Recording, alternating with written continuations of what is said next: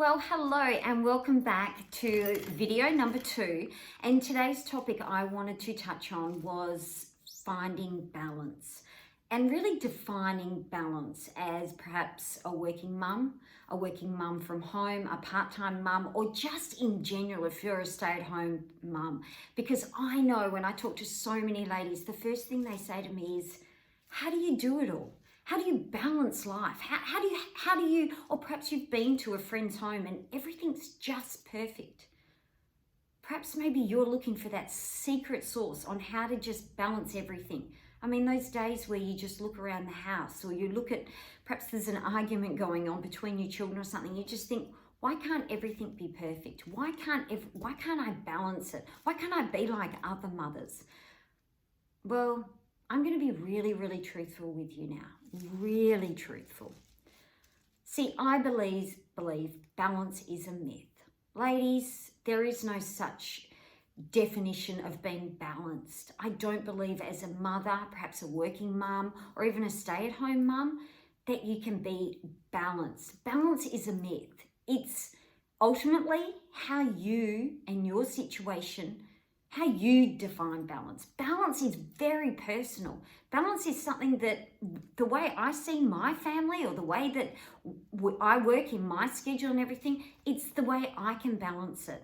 But today, what I wanted to give you is 3 tips on how I use balance to now feel calm, to be at peace with perhaps maybe things aren't going the way they're supposed to be, and to let you know that first and foremost, if you're trying to be that perfect mum, you're trying to have and run a perfect business, or perhaps just be perfect in general, stop.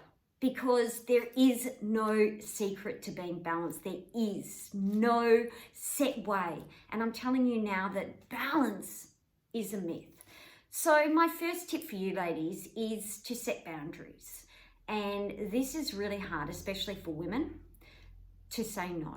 And for me personally, it took me a long time to be able to feel comfortable to say to people, no, I can't do that. Or even to my children, no, unfortunately, I can't do that for you. It is really hard. And for some reason, men don't have a problem in saying no, but females, I guess with the nurturing side or even our mindset that's been trained over years and years, is that saying no is a really, really hard thing to do. So my tip to you is to set boundaries. And if things don't serve you throughout the day, if it's going to stress you out, if it's going to cause you to be completely off schedule, it's going to cause more stress and more harm to your own health, then say no. Say no. Honestly, I really am very, very passionate about this. So, for example, if you don't like volunteering at school, and for me personally, I didn't get enjoyment out of volunteering at school for the children. Look, sure, I love to be there and to be there when they want me to be there, but to put my hand up, to be on Canteen every week and to volunteer, I just wasn't passionate about it. And to tell you the truth, I had other things in my life that needed to be a priority. So if you're feeling guilty for not being a part of the school volunteering and being on the Canteen or doing what you need to do, I want you to stop it now. If it means saying no to catching up with a girlfriend because you've got other things that need to be done, then that is okay. If it means saying no to a family member because you can't catch up with them now, that's okay. Remember, you've got to set these boundaries, because if you don't, you will start to get fatigued and you will start to feel the emotion of everything's coming down on top of you. Honestly, ladies, saying no is one of the best things that you can do for yourself. Set boundaries.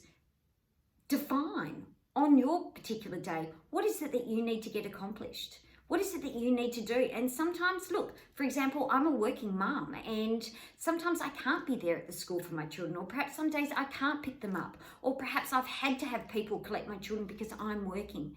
I've had to say no because I've got other priorities, because let's just face it, if we do say yes, how are we going to feel when we're there? Are we going to feel stressed? Are we going to feel exhausted? Are we going to have our mind not on those children or on that particular task? Are we going to be thinking about what we should have done? Yep. And ultimately, you're not serving anyone. So first and foremost, I want you to set boundaries. Set boundaries that work for you.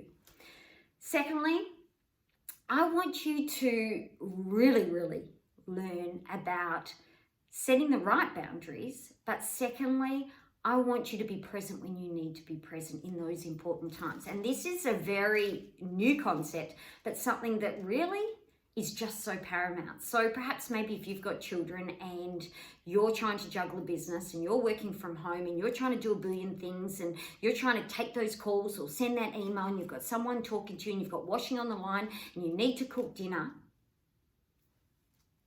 you need to schedule and you need to set boundaries.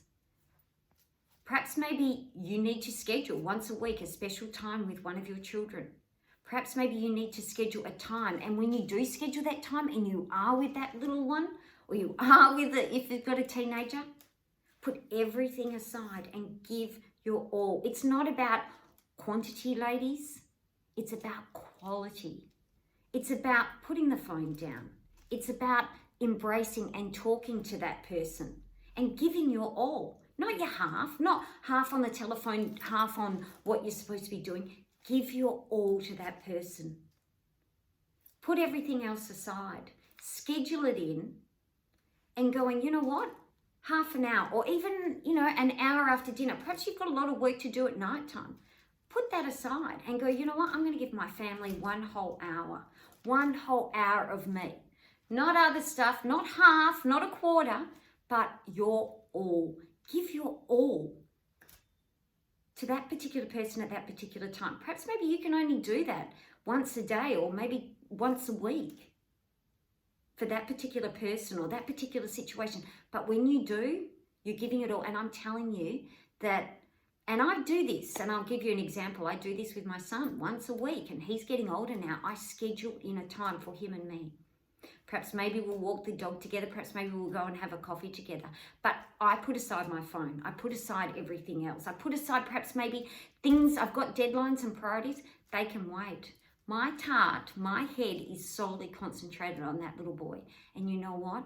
Those quality times mean way more than anything else on this earth. So schedule your time, ladies. Then, thirdly, I'm going to talk about scheduling in and setting boundaries on practice self-care. Ladies, this is a hard one, and I understand that you're thinking now and go, but there isn't a time in the day, or I don't have the time. I honestly and truly, there is no second of the day. I am so incredibly busy. Well, I am here to tell you right now that there is time. There is time for you to nurture your body, whether that's sitting and reading a book for 10 minutes, whether that's doing some exercise in the open, beautiful open air outside, or it's having a cup of coffee in peace. But you've got to set boundaries. You've got to say no to other things and remember that this is your time. Remember your mindset, your mental health, your physical health is just as important as feeding your family, as putting food on the table, as making sure your family have clean clothes. Your health is just as important as anything else. So remember, it may feel selfish in the beginning, but being balanced, getting it together in whatever that feels like to you, you need to practice self-care. So take the time, scheduling that time. Take the time to look and care for nurture for you. And I'm not saying that, perhaps maybe you don't need an hour or two, 10 minutes. But it will give you a boost of energy. It will make you feel so much better mentally and physically.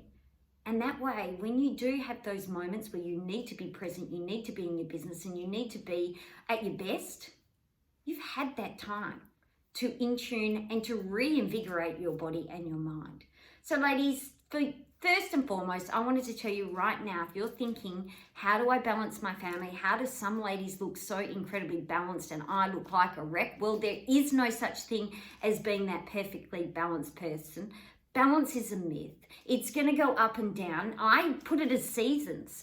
Sometimes it's going to go really smooth and beautiful in your household and everything is just running great. Then perhaps maybe in your personal life or in your business, you will have moments where it feels like the rain's coming down and there's a storm in your family.